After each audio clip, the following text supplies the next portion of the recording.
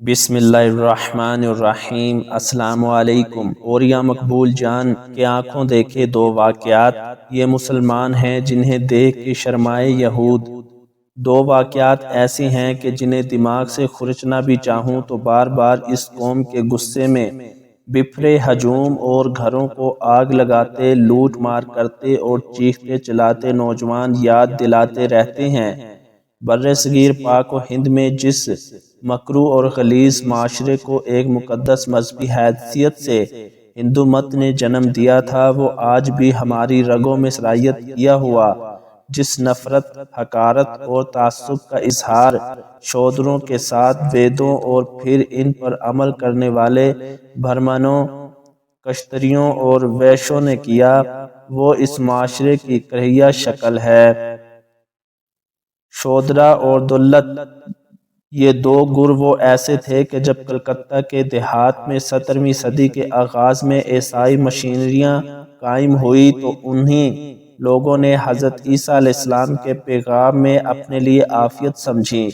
شروع میں یہ عیسائی مشنریاں عیسائیت کا پیغام لے کر نہیں گئی تھی، بلکہ کوآپریٹو سوسائٹیوں کے ذریعے معاشرے کے ان پسے ہوئے طبقات کو انہوں نے ایسے روزگار فراہم کرنے شروع کیے جن سے ان کو یہ احساس ہو کہ وہ اس معاشرے میں صرف 3 اعلیٰ طبقات کی خدمت کے لیے پیدا نہیں ہوئے۔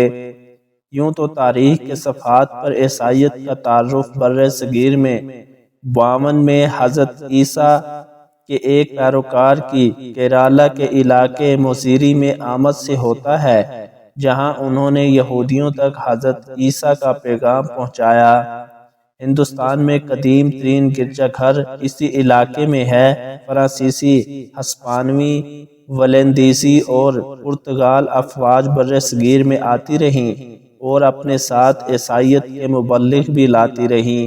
رومن کیتھولک، پروٹسٹنٹ اور بیپٹسٹ چرچ اس سرزمین پر مختلف علاقوں میں کھلتے رہے، لیکن حضرت عیسیٰ کی تعلیمات پر لبیک کہنے والوں میں اکثریت ان لوگوں کی تھی جن کی نسلیں ہندو مذہب کے نسلی تعصب کی صدیوں بھیٹ چڑھتی رہیں۔ یہ وہ لوگ تھے جن کی آبادیاں عام لوگوں سے علیحدہ ہوتی، جنہیں مندروں کے قریب تک پھٹکنے کی اجازت نہ ہوتی اور جن کے لیے مخصوص قسم کے پیشے تھے جنہیں وہ اختیار کر سکتے تھے۔ گھروں کی صفائی ستھرائی اور کوڑا کرکٹ اٹھانا ان لوگوں کا مقدر تھا۔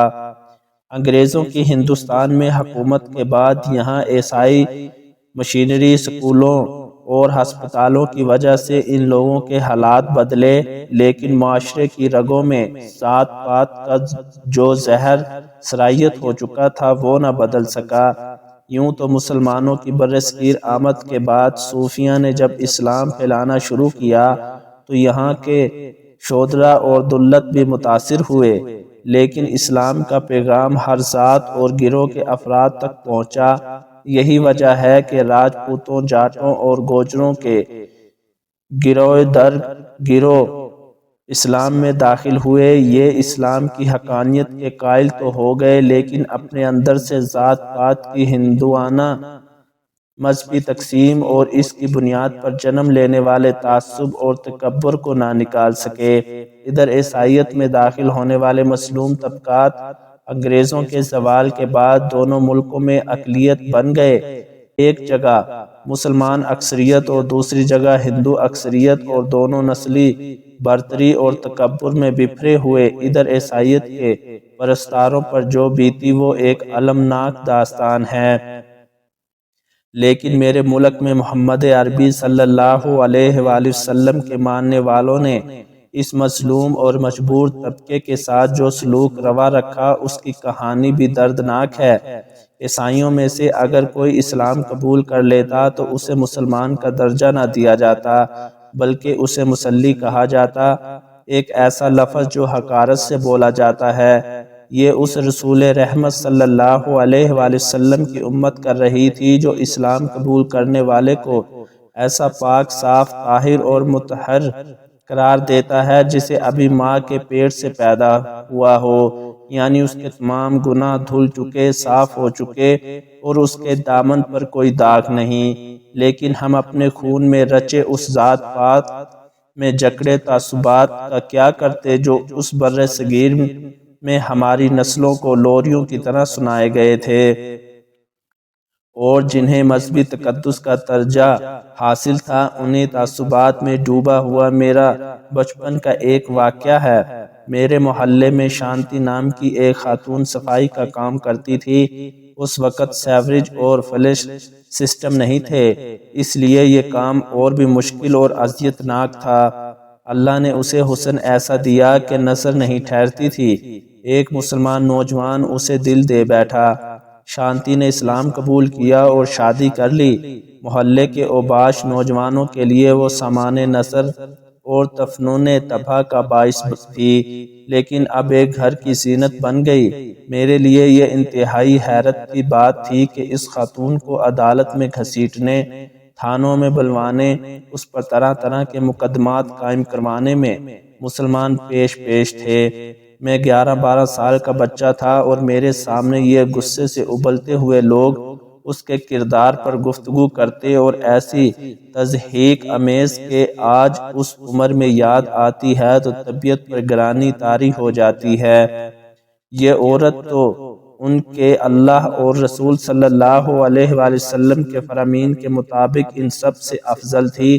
اس مکروہ معاشرے نے اس پر عرصہ حیات اتنا تنگ کیا کہ دونوں میاں بیوی گجرات چھوڑ کر چلے گئے اور مجھے عمر بھر کی ایک اذیت دے گئے۔ دوسرا واقعہ اس زمانے کا ہے جب میں اسسٹنٹ کمشنر پشین تھا۔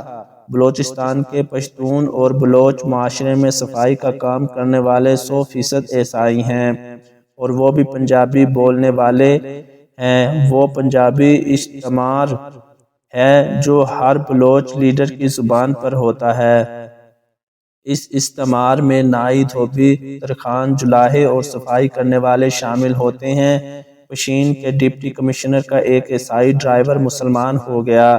اس بیچارے کے ذمے دفتر کے اہلکاروں نے کچھ اضافی ذمہ داریاں بھی لگا رکھی تھی، جن میں اپنے عیسائی ہم مذہب لوگوں کے کوٹے میں ملنے والی شراب ان عظیم مسلمان اہلکاروں تک پہنچانا بھی شامل تھا۔ یوں بھی باقی ڈرائیوروں کی نسبت اس کا مرتبہ و مقام ویسا نہ تھا۔ باقی تو اعلیٰ نسل کے پشتون تھے اور پھر مسلمان بھی۔ وہ بھی مسلمان ہو گیا اور اگلے دن ڈپٹی کمشنر کا یہ ڈرائیور تھانے دار کے پاس مٹھائی لے کر گیا۔ اس کے بعد جو ہوا وہ بہت اذیت ناک ہے۔ تھانے دار اپنی پشتون اور مسلمان غیرت میں غصے سے تلملایا، ایک زوردار تھپڑ اس کے منہ پر رسید کیا اور کہا، آگے مسلمان کم تھے جو ایک تو بھی ان میں شامل ہو گیا ہے۔ مٹھائی کا ڈبہ اٹھا کر پھینکا اور کہا، اس مٹھائی کو عیسائیوں میں تقسیم کر دو۔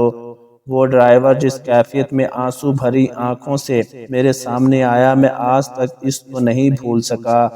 کیا ہم بحیثیت قوم اس رسول عربی صلی اللہ علیہ وآلہ وسلم کی امت کہلانے کے مستحق ہیں جو نجران کے عیسائیوں کو اپنی مقدس ترین مسجد نبوی میں عبادت کی اجازت دیتا ہے؟